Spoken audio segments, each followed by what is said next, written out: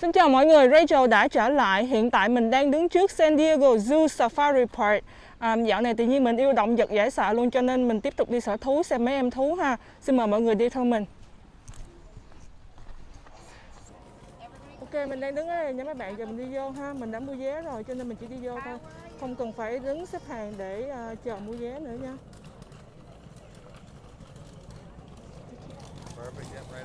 Ok, ok mình đi thẳng vô ha.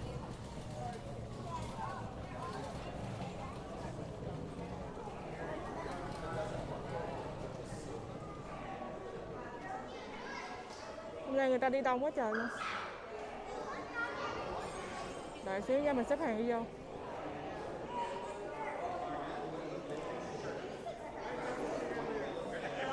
Cho nên mình đi đâu mình cũng phải mua vé trước sẵn hết đó, khỏi mất công phải xếp hàng ở ngoài là vậy đó. Tại vì xếp hàng cái line nó rất là đông. Ok, để mình qua xong mình sẽ nói về cái giá vé ha. À, có hình một con cọp nè.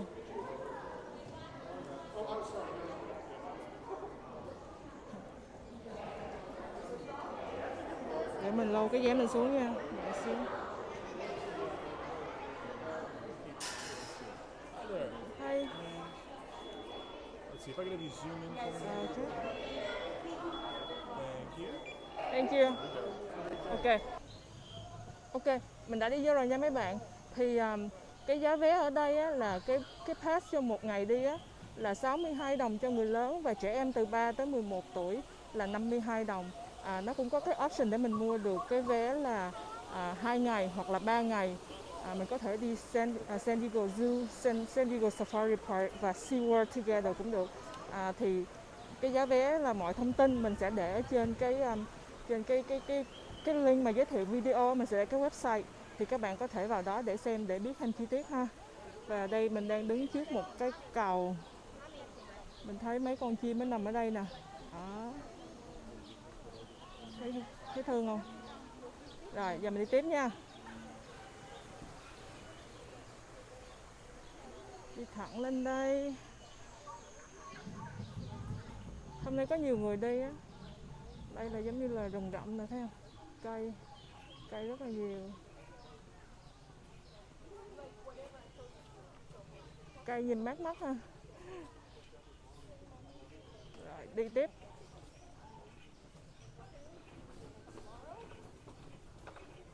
Bên đây cũng là cây nè. Đó. Cây ha. Rồi bây giờ mình sẽ đi kiếm cái nó gọi là cái tram á, là mình sẽ lên đó mình ngồi, mình đi vòng vòng mình đi vòng vòng ở trong cái sở thú này ha. Ở San Diego thì nó có hai cái zoo, hai cái này nó khác nhau ha. San Diego Zoo nó khác với cái San Diego Safari.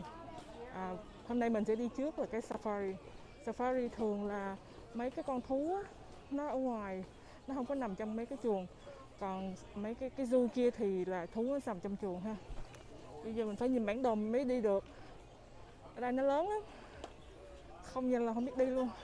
Đợi mình xíu nha, đi tới bản đồ để coi. Người ta đang đứng rồi.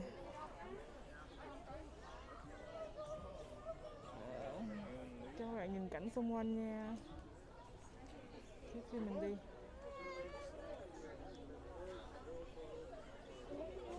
Người ta đứng lâu quá mình không thấy luôn. Đợi mình xíu nha. Mình đang đứng thì mình thấy một cái con cò nó đi nữa các bạn. Đó, thấy nó đi không? Nó đi ngoài vậy luôn á. Thấy dễ thương không? Đó, đi vậy đó. Không tới gần nó gan lắm nha. Không có sợ người đâu. Nó đi mình đi theo nó nha.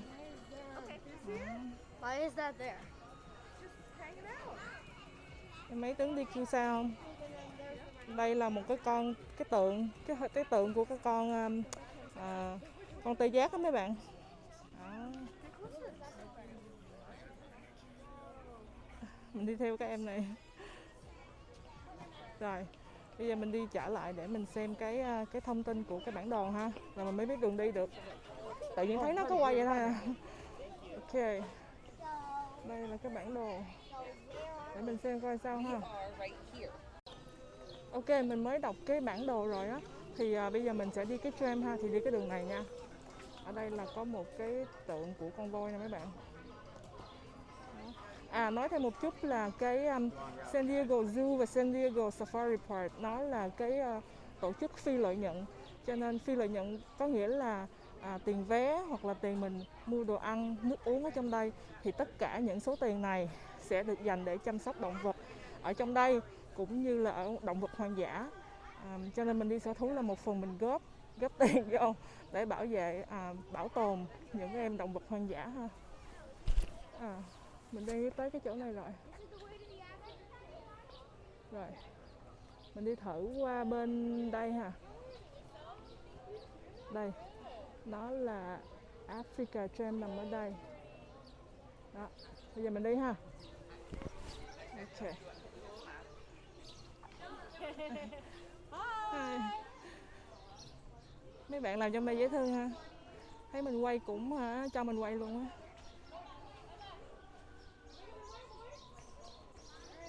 Rồi, để mình xem cái tram là nằm ở đây. Rồi, đi xuống đây nha mấy bạn.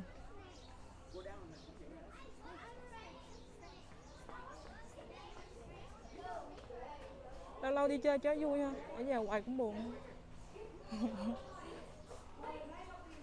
Rồi, ở đây là để mình coi nó là cái gì đây. Có một cái màn hình nó chiếu mấy con động vật thôi. Rồi đi tiếp qua đây là mình xem cái này là cái gì mấy bạn.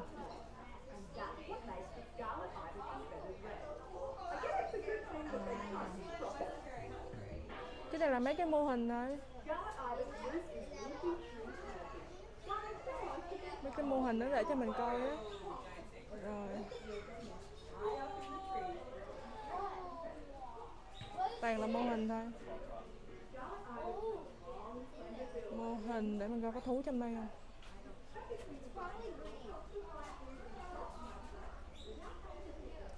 Mình không thấy con thú nào luôn. Không thấy nó luôn.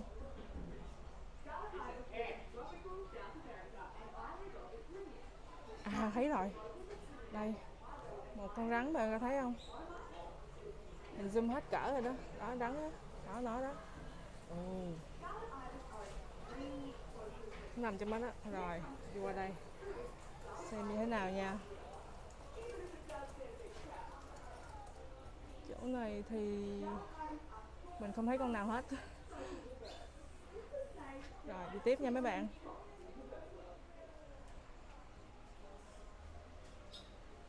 Đi tiếp. Ở đây thì cũng không có thấy con nào trong đây hết.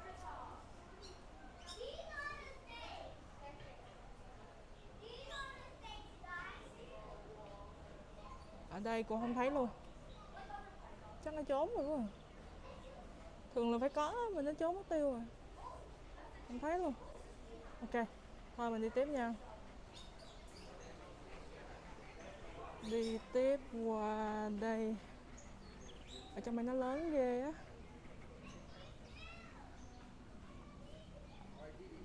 Cái chỗ này là chỗ để ngồi nghỉ nè.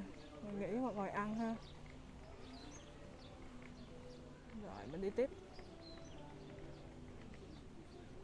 Đi xuống đây.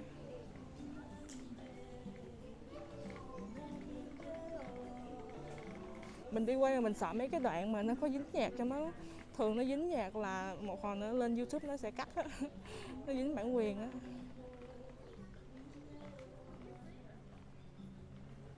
Cái này là cái gì đây? Rồi bây giờ mình đang đi vô khu Nairobi Walk. Tất nhiên là cái khu mà để mấy con thú ở châu Phi ha. Mọi người đi theo mình.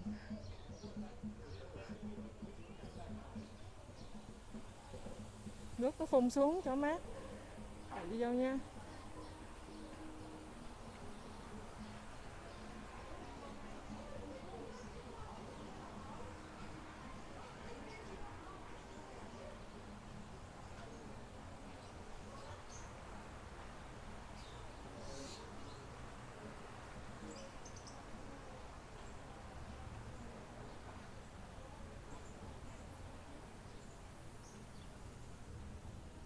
Chưa thấy thú. Cái này mới đi vô thôi.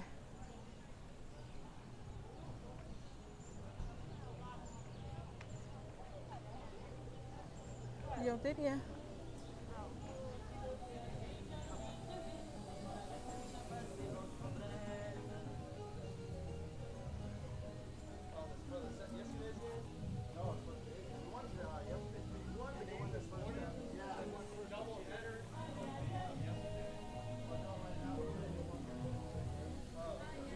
À, đây một cái khu mình có thể đi vô được nha. Để mình hỏi, để mình đi vô thử, mình hỏi người ta có lẽ gì nha. Đợi mình xíu. Ồ, không thấy con nào ở đây hết. Ở đây nè, nó có để một cái hộp nè. Nhìn mặt em cọp thấy thương ha. Ok, tuy nhiên nó để cho mình cho tiền cũng được á. Để cho tiền chỗ này để họ bảo tồn mấy cái động vật hoang dã. Mình thích thì mình cho, không ai bắt buộc mình hết ha. Rồi mình đi. Từ nhà mình đi lên tới đây á, tới 1 tiếng rưỡi lận. Cũng không có xa lắm, cũng tương đối ok. Chạy xe thì cũng không có xa. Rồi đi thẳng ra đây nha.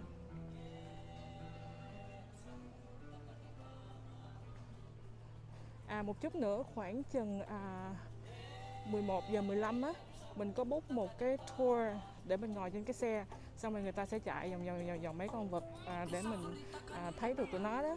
Cho nên chút nữa mình sẽ đi cái tour đó. Và cái tour đó mình phải mua riêng lẻ chứ nó không có chung với cái general admission ticket. Tức nghĩa là mình mua cái vé để đi vô đây là 62 đô. Xong rồi mình muốn đi theo mấy cái tour khác nhau á thì mình phải trả tiền riêng. Ở trong đây nó có rất là nhiều tour nha. Tùy theo cái loại mình muốn đi cái loại nào thì mình chọn, và mình sẽ để và trên cái website á của cái chỗ này nó sẽ có đầy đủ mọi thông tin. Các bạn có thể lên đó và xem ha. Rồi tiếp tục đi vô. Nãy giờ chưa tới nơi nữa.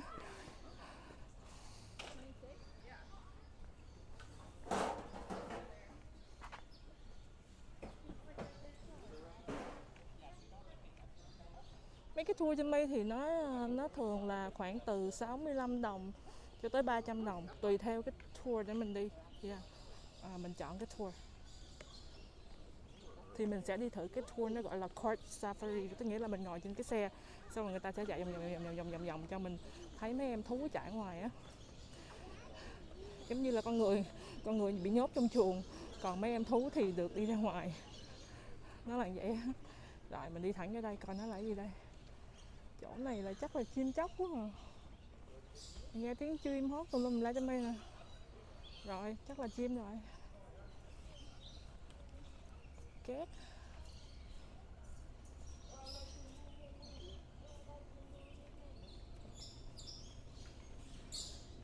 Cái đường đi vô đây đẹp không? Nhìn nó mát mắt ghê. Đây. Bên đây là mấy cái lồng chim nha. Dừng lại quay xíu nha. Đây nè, ở chỗ này là cái chỗ của mấy em két. Người ta có để đây, mấy em két nha. Và mình sẽ quay xem có cái em nào trên đây không. Có một con, hai con. Khó thấy nó à, tại cái lưới nó văng á. Thấy được con ở đó à, con chim. Người ta đang chăm sóc cho nó nha. Rồi đi tiếp lên đây.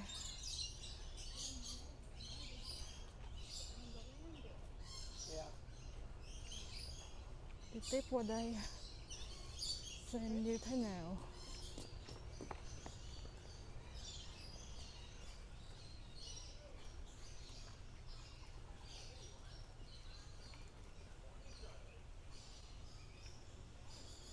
Kiểu mình đi lạc luôn, không biết đường luôn. Tôi đi thử xem nha. Cái này là tất cả những loại chim ở đây ha. Mà mình không thấy con nào hết, chưa hề thấy một con nào luôn. Bên đây đây nè. Đó, bây giờ có thấy nó không?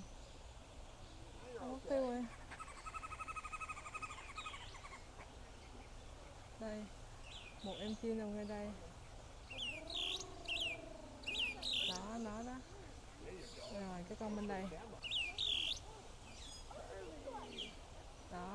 chim. Nhìn nó đẹp không? Trời ơi, nó nhảy à.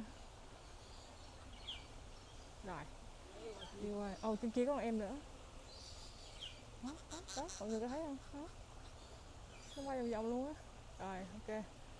Giờ mình đi tiếp ha.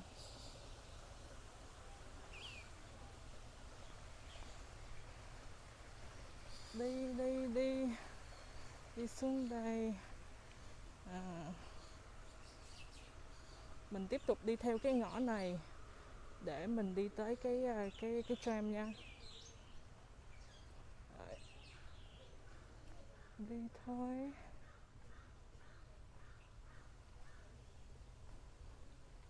Cái này cũng có thú mà không thấy con nào hết.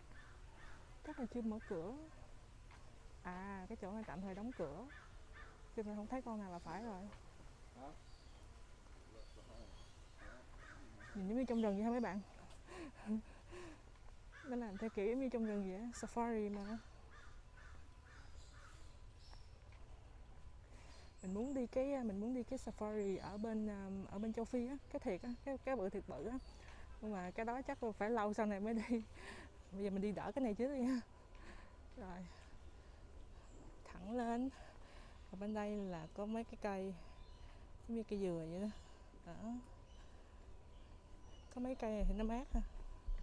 Quay qua đây. Tiếp tục đi thẳng. Ra tới ngoài kia rồi. Ra tới ngoài kia thì không còn cây nữa, ít hơn trong đây. Ở đây có từng cái ghế cho mình ngồi mình coi nè, ngồi nghỉ chân á. Rồi, sắp tới cái tram rồi.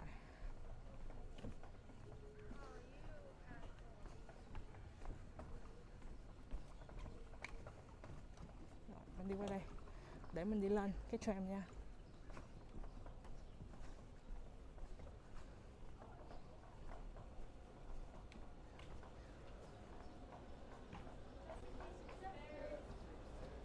Ok, mình đi ra đây mình quay xíu, người đây đứng đợi để thang máy đi lên á. Thì mình ra đây mình quay ở ngoài cái cảnh này xíu cho mấy bạn coi nha. Nhìn thấy núi rừng hoang dã. Đó, các bạn thấy không? Thấy không? Đó, mình đi qua đây ha. Đây là cảnh núi rừng. Rất là của thiên nhiên nha. Đây là toàn cảnh ha. Đó, mọi người thấy không?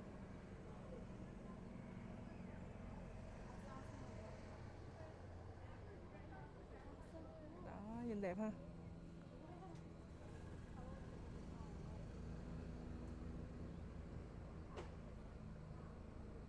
Núi rừng hùng vĩ ha. Rồi, bây giờ mình sẽ quay trở vô. Để đợi thang máy đi lên trên đó tiếp ha.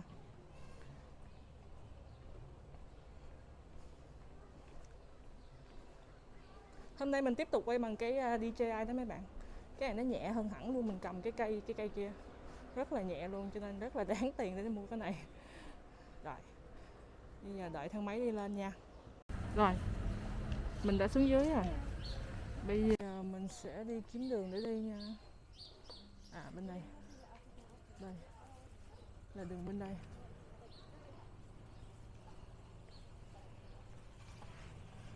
Cái này giống như mình đi thám hiểm vậy. Bữa giờ cái này nó đóng cửa tại vì dịch Covid á, bây giờ nó mới mở lại á, cho nên người ta đi cũng đông á. Tranh thủ đi trước khi đóng cửa trở lại. Hy vọng là không nha. Rồi đi tiếp. Cái đây là nãy mình nói đó, cái court safari nó cũng nằm ở khu này luôn. Chút nữa mình sẽ đi bằng theo cái đường đó nha.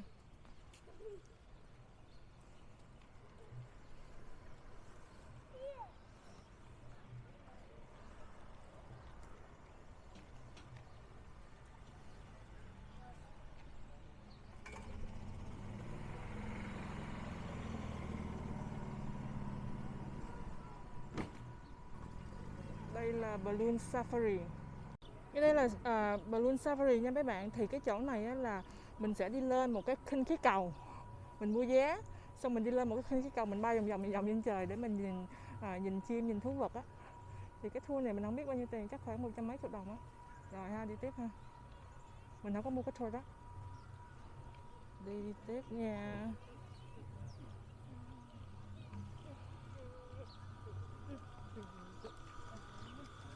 Trong này nó rộng quá các bạn.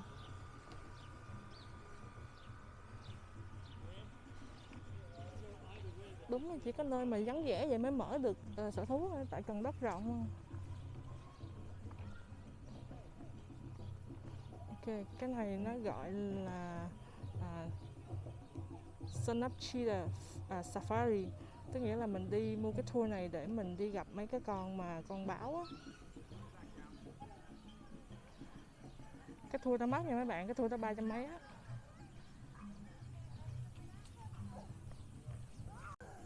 Rồi mình tiếp tục đi ra đây nha. Nãy giờ đi không à, chưa thấy thú. Mình muốn đi cái tram trước, cho nên mình đi vô cái tram.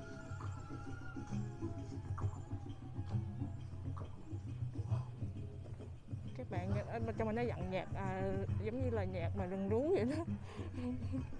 Rồi các bạn thấy ở đằng trước mặt nè, nó có ghi một cái là Cheetah Safari. Trong đây nó cũng có cái tour của Cheetah, nó gọi là Sun Up Cheetah Safari. Tức nghĩa là mình sẽ mua cái tour đó, xong rồi mình sẽ đi gặp mấy con báo á.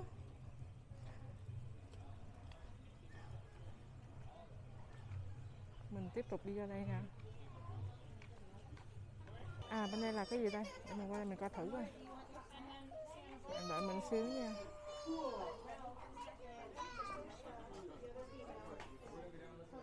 Đây là sư tử. Đây là sư tử nha mấy bạn.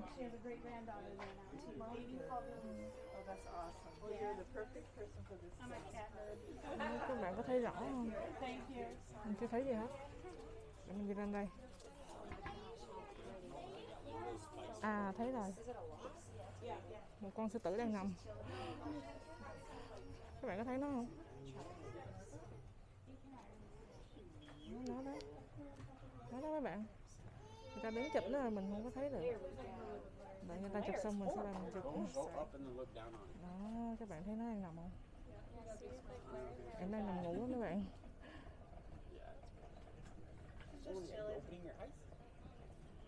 Cái cưng nha.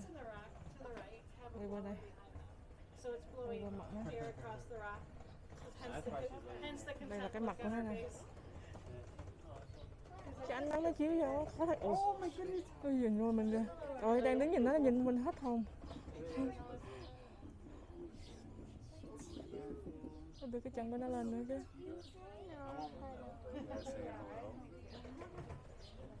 Các bạn thấy không? Rồi đi nha. Cái đó là em sư tử nha.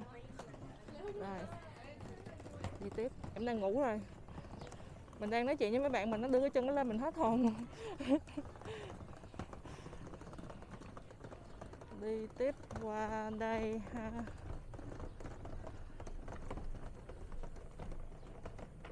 Coi nhìn xuống dưới đây là cái gì?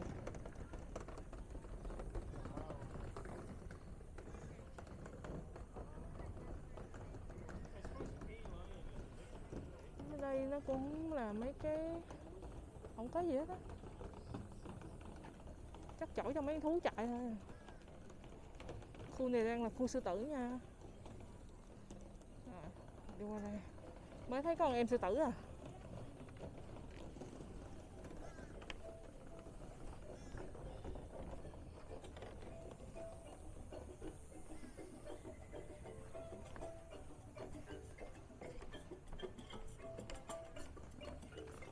Cái này giống như mình đang livestream mình đi vậy.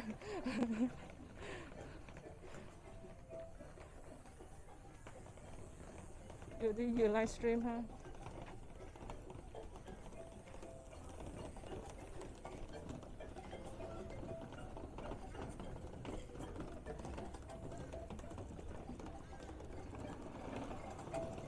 Nếu các bạn có dịp tới San Diego hay là gần ở đây á, thì nên đi cái chỗ này ha.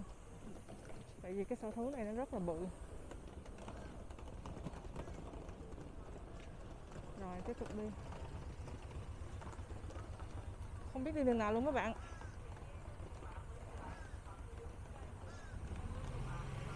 Đi qua đây đi.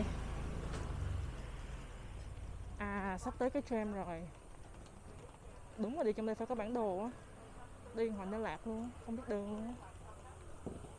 Mình phải canh giờ nhé, tại vì cái tour của mình là mình đặt lúc 11 giờ 15 thì mình phải đúng giờ để mình đi cái course safari á.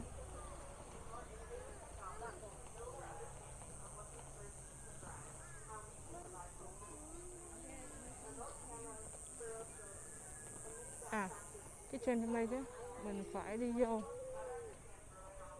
Mình chuyên gia đi lộn đường nha mấy bạn.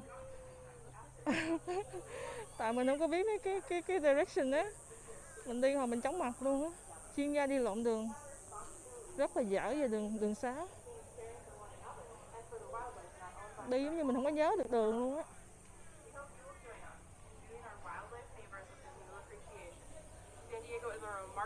Rồi cái line dài quá mấy bạn. Đi lên cái tram mà cái dài quá trời dài luôn.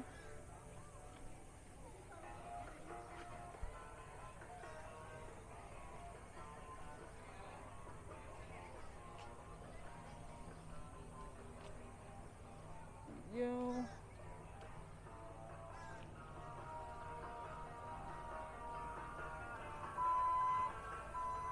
Vô. Wow. Ở trên đây là mấy bạn nó có phun nước á. Nó có phun nước á mấy bạn, cho nó mát á. Tại trời đang nóng á, phải phun nước cho nó mát thôi. Rồi. Trời ơi, cái line dài quá mấy bạn. Đứng đợi hồi khùng luôn. Rồi bây giờ mình đi vô rồi mấy bạn, xe tới rồi. Mình đang đi vô nha. Không phải đi vô, mình đi lên cái xe.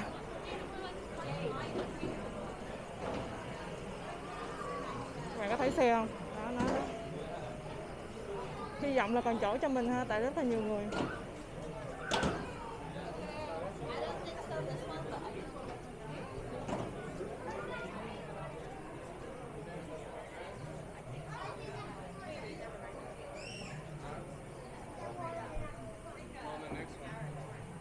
À, hết chỗ rồi.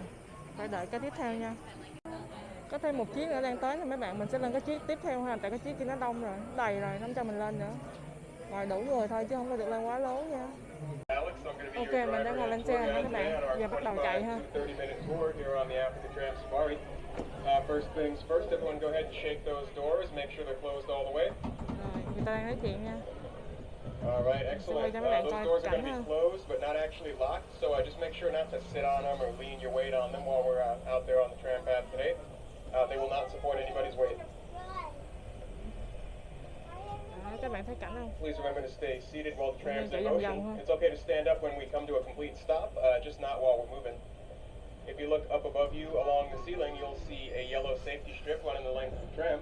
That's going to be for use in case there's an emergency. Đó, các bạn có thấy cái balloon safari không? Đó.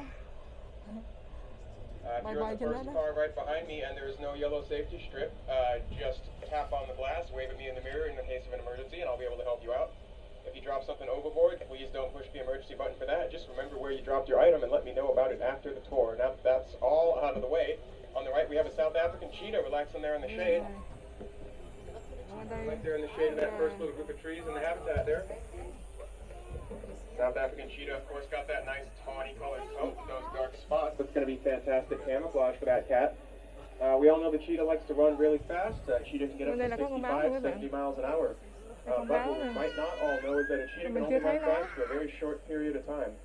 They can only keep that top speed going for a few seconds. So it's good for that cheetah to be able to sneak up as close as possible to whatever animal they're chasing in order to the point of walking out into the water, getting out, wading into slightly deeper shallows areas, letting them look for food. And they've got that long neck, and that allows them to reach down past their long legs and get access to the stuff on the bottom. Flamingos are going to be feeding mostly along the bottom of that pond. They're going to eat with their head upside down, their neck extended all the way down to the level of their feet. That bill is going to be a bit like a scoop, a bit like a ladle. They're going to sift around on the bottom of that pond looking for mollusks, crustaceans, and other tiny little treats.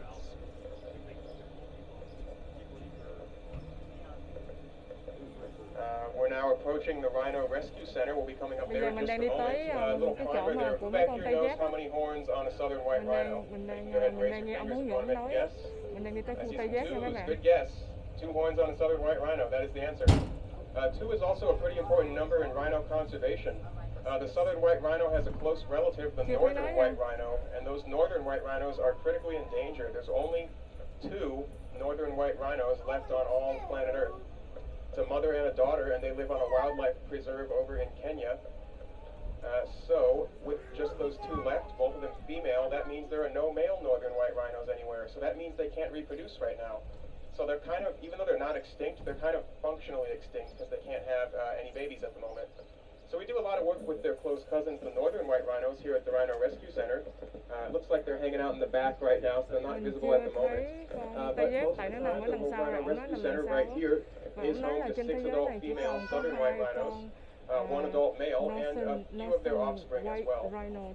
So as I was saying, we do a lot of research and work here, working on developing a good understanding of rhino reproduction, rhino genetics, rhino biology, working with those southern white rhinos, in the hope that one day we'll be able to develop that knowledge and extend it for use with the northern white rhinos. Maybe one day we'll be able to help those northern white rhinos reproduce again, help them start having babies, and help them get their numbers back up. Northern white rhino mà còn đều là nữ hết, cho nên không có sinh, đều là con cái hết, nên không có sinh con. Pelicans on the left-hand side here. Those are great white pelicans.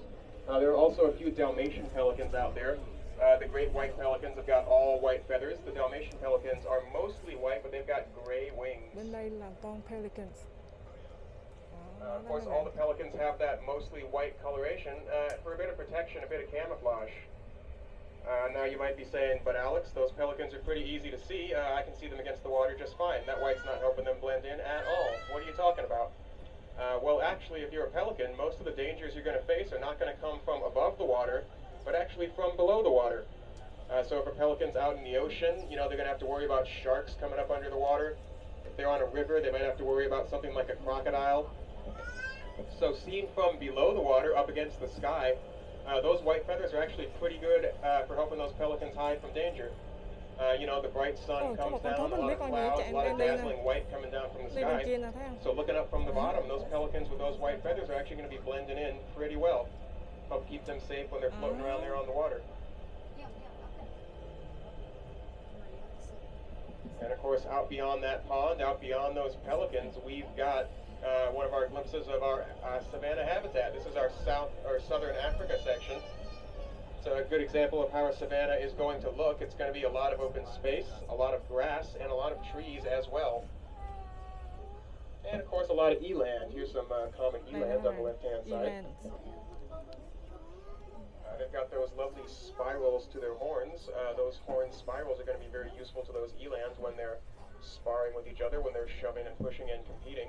We're just going to get all the way through the gate so we don't get stuck. Then we'll check out those elands a little bit more. Those little spirals on the bottom of those horns are actually going to function as a bit of a grip. Helps those horns keep from slipping off when they lock them together. For example, if you were to lock your fingers together and then try and separate your hands, it's a little hard to do. Your fingers stick. Those little spiral grooves on their horns do much the same thing. They kind of dovetail, they fit together when 2 elands lock horns and start shoving and pushing. Those little spiral grooves are going to lock together. They're going to help keep those elands from slipping, losing their grip on each other. You know, even if they aren't wrestling, shoving, sparring, competing, they don't want to fall on the ground. When you're a great big heavy animal like those elands, falling down is bad. They can weigh up to 1,000 to 2,000 pounds for some of the adults. So that's a lot of weight coming down on the ground. They want to be able to keep a steady grip, keep good leverage, and keep from falling over. They've also got a funny little adaptation on their neck. That flap of skin hanging off their neck is called a dewlap. That dewlap is actually a good way for them to beat the heat on a hot day like today, or like today is going to be. That little skin flap's got a lot of veins going through it, a lot of blood flow, and so when the cool breeze comes down, cools off that dewlap, cools off all those veins, and then that blood flows through their whole body, cools off the whole eland. It's much like the radiator on a car. It's also a whole lot like ears on an African elephant. If anyone has ever seen an elephant flapping their ears in the breeze, they're not trying to fly, they're just trying to cool off. Similar thing to those eland. The elephant's ears have got a lot of veins in them, big and flat surface, so they flap it around in the breeze, cool off those veins, cool off their body. When you're a big, heavy-bodied animal like an elephant or an eland, you generate lots of body heat. And so you're going to need every little bit of help you can get to help you shed that extra heat and help you keep cool.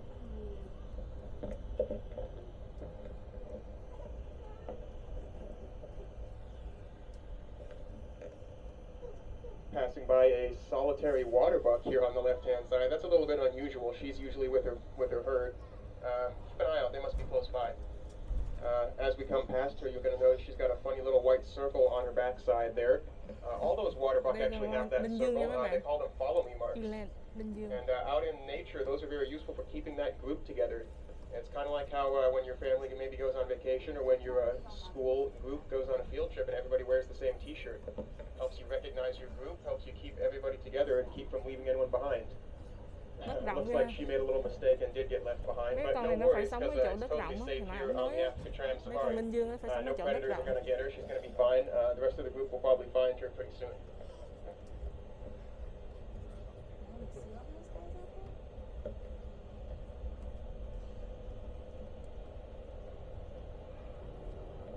Several different antelope species off on the left-hand side. Those dark brown antelope you see laying in a circle on the dirt, those are sable antelope.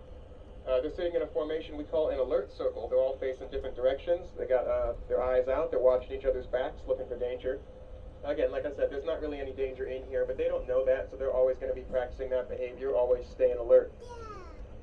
Further back on the left, we have those light tan antelope. You can see them just off in the distance. Those are called Hemsbach.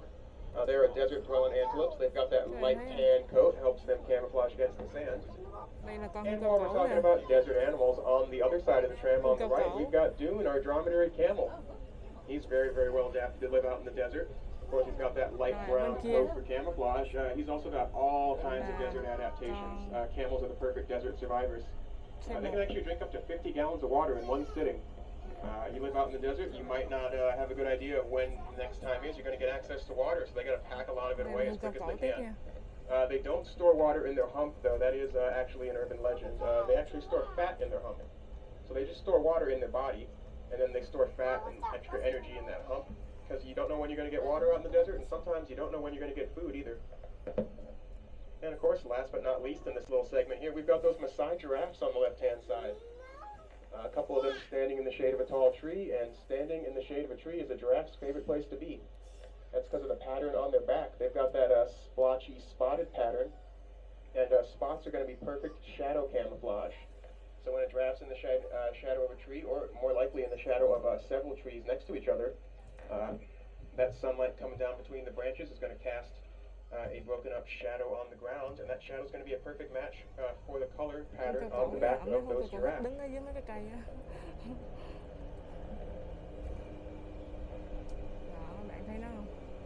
We're actually going to see that concept quite a bit today on the tour, hopefully.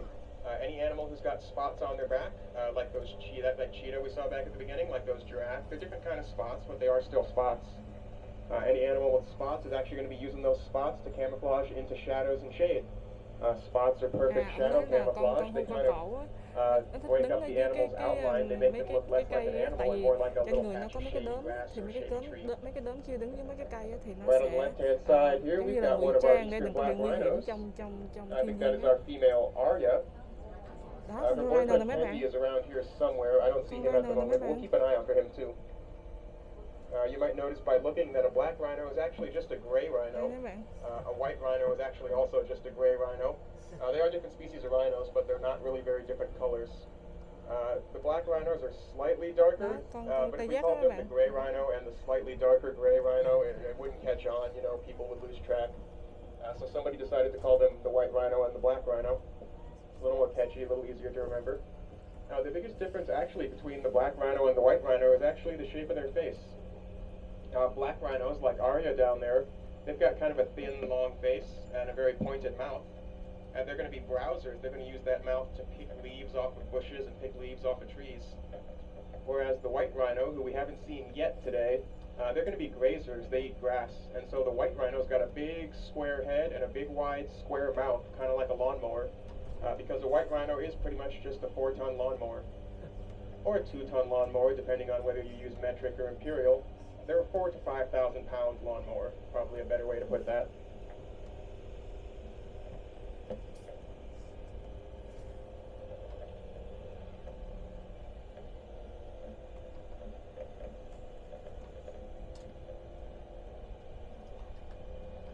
chắc là đang chạy hơn. Enjoy that view and enjoy that breeze up here on the hill. Off to the right-hand side, just on the other side of that water, we've got some roan antelope. Those are those sandy brown colored antelope with the black and white faces. Those black and white faces are... I'm going to point out some awesome animals. But a couple quick safety things. You guys want to make sure to hang on. It does get a little bumpy at points. And just make sure to stay seated. I'll let you know when we can get off and look around a little bit. But our first animal up is going to be our cheetah right over here on the passenger side. She's lounging in the shade of the trees there. Oh, yeah, under the tree. Yeah. So cheetahs, you probably know, are the fastest land animal. They're really speedy animals. But they get tired really fast. So they like to save their energy so that they can make that really fast sprint and then cool down, kind of like the Olympics. So this is actually what they do a lot of their day. They just kind of lay around and wait for, you know, when they need to run and use up some of that energy. So every once in a while you'll see them get a burst of energy and start running around and playing. But of course they get their food brought to them here, so they don't have to worry too much about running after it. But in the wild, they're going to have to really commit to chasing down those fast little animals. So we might see an animal later that the cheetahs like to chase down. I'll point that out when we get there. Ok, chị nói là cái con báo nó chạy rất là nhanh, cho nên là thường mà trong ngày á, nó hay ngồi nghỉ, nó ngủ một ngày luôn để nó có đủ năng lượng để nó chạy nhanh để nó theo đuổi con mồi của nó ha. Where we have some of our East African crowned cranes over here. Đây là con sếu, bird species. They have lovely đây là colors. con sếu của châu You Phi. can kind of see they're all paired off. They do mate for life. They stay together. And they have a really cool mating dance that they do. I was doing a little bit of a dance there. But they have a really interesting dance that has actually been copied by some traditional like African tribal dances, which is really interesting. Chị nói là con sếu nó có những cái độ nhảy mà rất là đặc biệt để nó kiếm cái bạn tình của nó đó. Và một khi nó kiếm được bạn tình thì là suốt đời luôn nha, chứ nó không có kiếm cái con khác ha.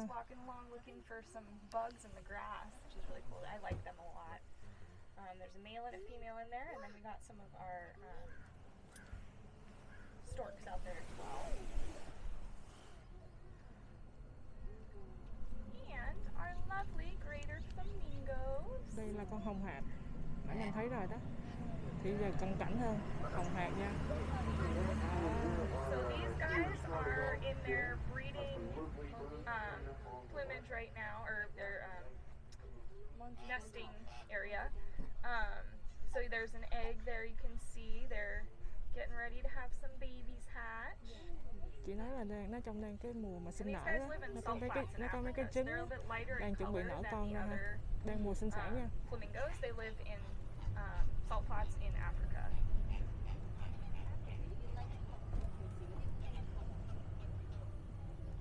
We're gonna come along this way through the fancy gate. Make a stop by our Rhino Rescue Center, see if there's any rhinos. Bây giờ mình đi qua tới cái chỗ mà trung tâm cứu trợ mấy con tê giác hồi nãy mình đi ngang qua đó. Giờ mình đi cận cảnh hơn ha. Coi nó có ra chưa? Nãy giờ nó chưa có ra. Mình thấy nó rồi.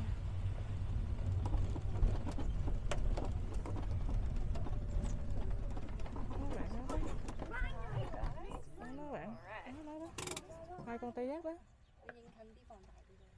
Các bạn thấy nó không? Đó, hồi nãy bây giờ nó ra rồi. Đi cái này mới thấy nè, đi cái kia nãy cái tram không có thấy được nha.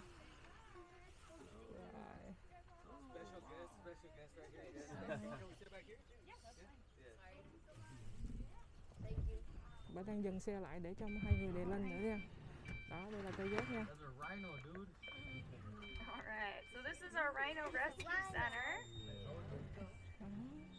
So just to fill you guys in that just got here on a couple quick safety things, you just want to make sure to hang on to the cart and stay seated while it's moving. But yeah, these are some of our southern white rhinos. So these guys live in Africa, and they are closely related to the northern white rhinos. They're their sister species. And if you've heard of the northern white rhinos before, they're kind of well known because they're basically extinct. There's actually only 2 females left alive today, and that's all. Yeah, Unfortunately, they have been poached for their horns. Some believe the horns can be used as medicine, which is absolutely not true. Hell's nah. Yeah, their horns are made of keratin, which is the same as our hair and fingernails.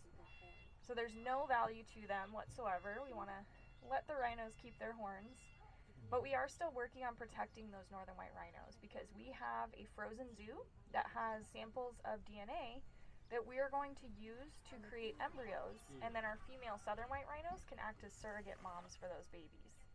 So at the end of the day, are their like horns kind of delicate? Not really, they're pretty tough. Like if it's They Chị nói mấy can cái con like này là cái shave con them down a little bit, Southern like they White are Rhino. similar to our Còn cái fingernails, con so you can kind of Northern file White them like Rhino a giống như hồi nãy fingernail, mà trên cái kia but người they ta nói are đó, like a là nó solid sắp bị tuyệt chủng, chỉ mass còn có of hai that, con so they cái are thôi. pretty tough. Nhưng They mà can họ sẽ definitely có use them to like defend nó gọi themselves là and cái things like cái that. sở thú nó có cái tinh trùng của con đực á, thì họ Well, sẽ they're in Africa. họ sẽ ráng We để do a lot of cho work cái con này đẻ ra to được cái con protect the animals from the tê giác poachers. con We để do không có bị tuyệt anti-poaching chủng ha. work, Don't they paint them pink, right? there are some spots that do that, yeah. Họ To đang cố gắng discourage làm the cái điều đó, poachers, cố gắng yeah. lấy cái tinh trùng của con tê giác white, So con cute. white Northern White And I Rhino, think some of you guys lấy saw cái one of the tinh trùng deer đó in để there. So that's just a wild để làm ra native con tê giác deer. We have con a lot để of không them có bị around. tuyệt We'll chủng. probably see more as we go around. But we have a bunch of native animals that just kind of hang out with our other animals. Some areas they can get into, and the rhinos don't really mind them being there. They just hang out with them. Get some of the extra food left over. Good beneficial relationship for them. So we're now into our other part of Africa. Got some of our beautiful pelicans in the water here. So we're going to be going around this whole field exhibit. Cái khu này là thú châu Phi nha mấy bạn. Khu này là thú châu Phi ha. Có thú châu Á nữa, cái này là châu Phi.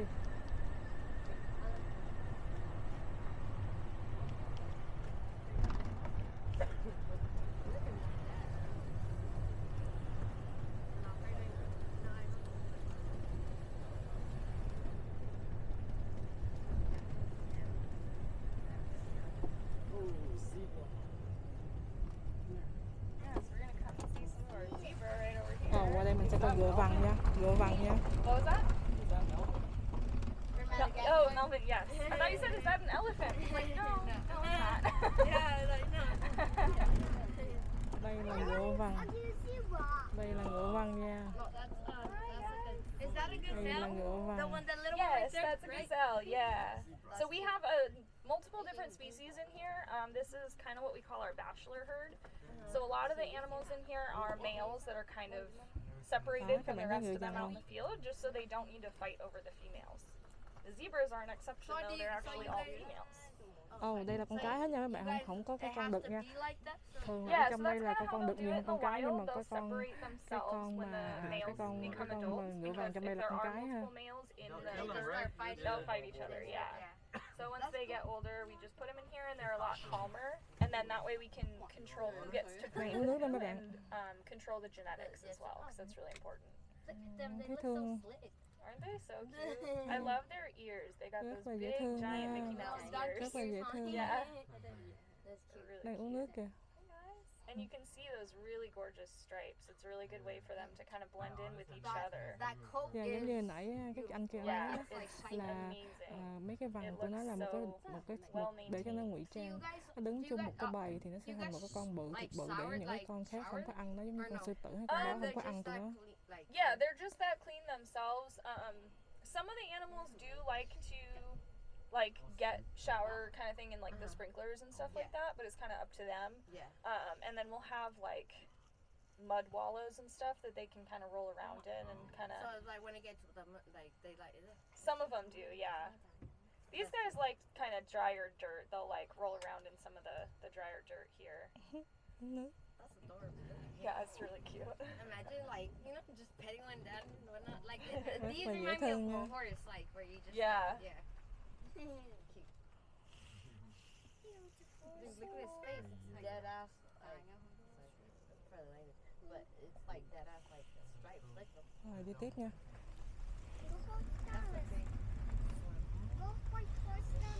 Cái tour này thì đi gần animal hơn là cái train hồi nãy. trống, không có gì hết. Oh. Alright, so we're gonna keep going up this way, see another couple areas, and then we'll come back down. Are we gonna see lions? We might see lions towards the end. I'll point out where they are. They're not always in the spot where we can view them from the cart, but if we don't see them from the cart, you can walk by the other side after the tour and see them. Ở đây có sư tử cho các bạn nhưng mà nhiều khi sẽ không thấy được nó ha. Chị nói là ngoài đây không có để mấy con sư tử đây, tại sợ nó ăn mấy cái con thú ở đây á. Cho nên họ sẽ không thả sư tử ở đây ha, sợ ăn thú ở đây á. Rồi bây giờ họ cho mình xuống dưới đây nha, để mình đi vòng vòng. Đợi xíu ha. Đã đi xuống xe rồi thì họ cho mình đi vòng vòng ở đây để mình coi đó. Đây, xa xa đây là những con thú nha. Mình phóng to lên cho các bạn xem nha. Đó. Ở đây đúng là nó làm theo cái môi trường thiên nhiên đó. Nhìn rất là nhiều đất trống và sẽ không cho con người. Nó có những cái hàng rào nó rào lại. Như đây nè. Có hàng rào để nó rào lại để cho con người đừng có tới và interact với mấy con thú, để cho con thú sống ở cái môi trường tự nhiên nhất ha. Quay một vòng ở đây nha. Ở đây thì không có thú nhiều lắm, chắc nằm trên kia rồi.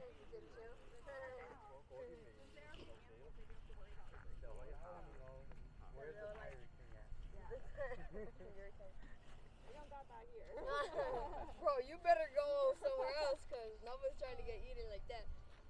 So this is a different, just buffalo? These guys are a type of antelope, so they're really big. So they're kind of like the things but mixed with... Những con ở đây là con linh dương nha. Hồi nãy mình cũng thấy rồi đó, đi cái tram á, nó có đó. Nhưng mà cái này mình đi mình gần hơn được mấy con này hơn. Với lại cái kia nó không có stop lại, nó không có dừng lại, còn cái này thì có hơn.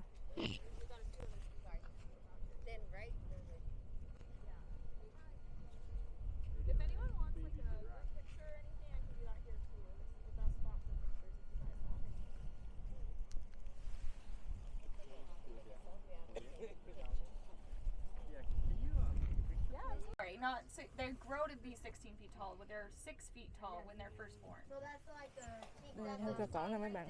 Hươu cơ cỏ yeah, mình thấy rồi đó. One I think is the one that's around a little under a year old, and then we have another younger one or young one in here. Damn, when they're born, they're taller than me. Yeah, right? It's crazy. They're amazing, but they also. Cái con hươu cơ cổ mà trưởng thành nó có thể cao tới 16 feet. Để cái con hươu cơ cổ mà baby nó cao 7 feet ha. Like they, what the? Yeah. So they can reach up into the trees to grab those leaves off and eat all kinds of yummy food. Cái cổ nó cao là tại vì nó có thể ngửa lên để nó lấy nó ăn mấy cái lá trên cây á, hoặc là ăn mấy cái trái cây trên cây á.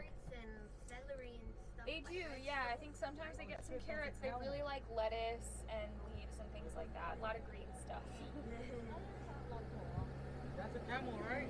That's a camel, yeah. That's our camel dude. Wave at our camera. Ở bên đây là con lạc đà nè mấy bạn, con lạc đà đó mình thấy.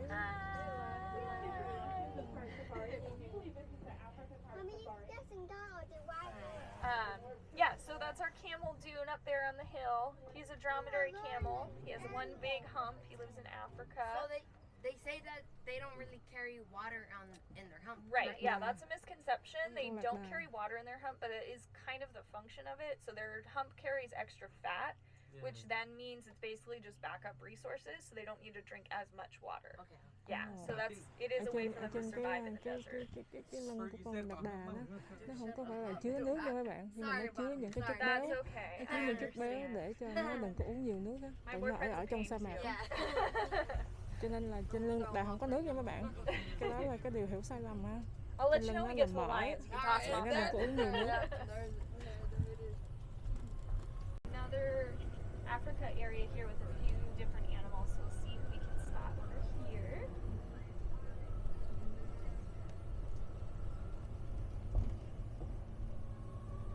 Yeah, hello.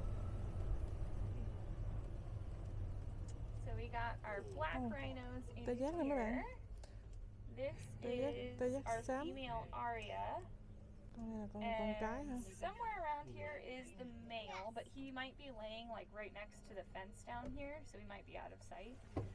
But we got two in here, they're a pair. Hai con nha, con này hai con nha, con đực với con cái. Fairly recently introduced, and they're getting along pretty well. They're both males? What was that? They're both males? It's a male and a female. A So male? this one's the so they're female. Okay. Yeah, so we're hoping that we'll have some babies from them at some point. Yeah. Họ So hy they're vọng là có fairly thể đẻ ra từ solitary. tê They giác con like nha to mấy be bạn. just the two of them. Whereas the southern white rhinos that we saw earlier, they like to have larger groups. Like, Yeah, so it kind of depends on their environment and the food that they have. So if they have a lot of food available, they can support a larger group. But these guys have, in the wild, they have less options for food, so they'll be in smaller they groups. just eat grass. These guys will eat grass as well as like different leaves and plants and things, whereas the southern white rhinos pretty much only eat grass. Yeah. Con này nó có thể ăn cỏ, nó có thể ăn mấy cái trái cây cũng được ha, chứ không phải nhất thiết là ăn cỏ không ha. Notice those ears too. Yeah. Tortoises are the ones that are in this like In the desert. right? Yeah. Yeah. Mhm. That's cool. Hello. Yeah, the rhinos have really good hearing, so you can see those ears kind of twitching around there listening to us. Chị nói là cái con tê giác á, nó có cái thính giác rất là tốt. Khi mình nói xa vậy, mình ngồi xa vậy, mình ngồi xa vậy mình nói nó vẫn nghe được nha mấy bạn, cho nên cái lỗ tai của nó dựng lên á. Chị biết đấy là con cái, tại vì cái đuôi của con cái nó dài hơn đuôi của con đực. Tê giác nó đang biết mình đây nha mấy bạn. Nó nghe rất là giỏi. They have a large. I'm gonna say can.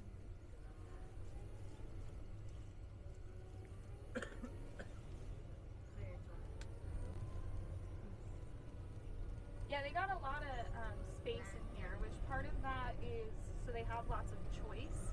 We want to make sure that our animals have options of where they want to hang out, and like if a rhino claims this spot, that the other animals have another good spot to go and hang out in. Like these guys, these are our Ugandan cob. These are all females. They're kind of resting in the grass.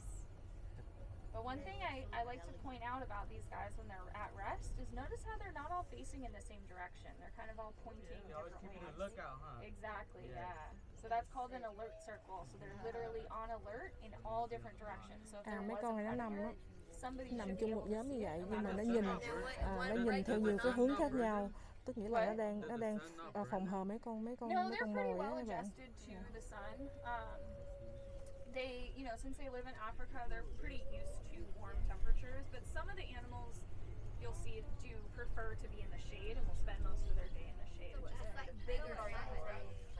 What? Like bigger cats like to be in the shade. Yeah, they're usually in kind of more foresty areas. Got some of our lowland Nyala, the kind of ones with the stripes. So they live in forest areas with, as I was mentioning before, they have those stripes that kind of help them blend in. Bambi. Yeah, like little Bambi. Exotic. And then these ones just a little bit farther down the shore are roan antelope. So they are a bit lighter in color. They have Một those loại really linh dương nha nice các bạn. horns and kind of cool markings on their face How much as do well. they weigh? That's a great question. My guess would be probably a little under 1,000 pounds. Probably like 600 to Cái thằng này nó hỏi cái chị này, cái con linh dương nó nặng I bao don't nhiêu know á, for sure. thì That's chị just nói kind of là an khoảng chừng estimate, 'cause I know the 600 pound. Cape buffalo, they're a lot bigger. They Dịch nha mấy bạn. Dịch đó mấy bạn. They're so adorable. Mom's doing a good job keeping them nice and safe.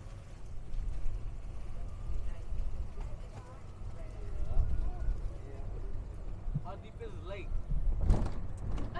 Not that deep. It's just kind of an overflow pond, so it's just some extra water from some of the other areas. So right here is our lion exhibit. You can't see any lions from here, but like I was saying, you can walk along the other side and see Cái them a chỗ này little là bit chỗ mà closer. cái con sư tử nó ở nha các bạn, mình không thấy được sư tử ha. Không phải nó sợ ở chỗ này nhưng mà sẽ không thấy được nó. So this is where, you know, you can hop off, throw him in there, just leave him be. Just kidding. Go, Ivan. Oh, hell no. There you go. There. Ivan is your call. Chị kêu mình Yeah, muốn thì definitely mình go xuống by đi. the other side. Mình xuống check xong them mình out. nhảy lên đây cho nó ăn thịt mình luôn. Nó giỡn nha mấy bạn. What? Dude, last time we got the humans. Hello. Rồi cái này cái tram mình nãy nè. So we're gonna finish up. I'll drop you guys back off where we started, but I do want to say thank you guys again Rồi, so xong much rồi nha for các bạn. coming out. Xong I cái tour really này rồi. appreciate you guys choosing to spend the day here and doing a tour. It's really a big part of all this conservation work that we have is because of, you know, you guys coming. So thank you for supporting the work that we do, and remember to, you know, continue recycling, picking up trash, all that good stuff that helps protect our beautiful animals and keep Thank them you. safe. Thank you. Thank you. Tới rồi nha mấy bạn, đi xuống nha. Let me know if Cho mấy bạn phải mua cái ly này nè, 14 đồng 99, nhưng mà mình có thể refill nước nguyên một ngày luôn ha, miễn phí nha. Và cái hình này, cái ly này có hình con cọp. Rồi mình đi tiếp nha.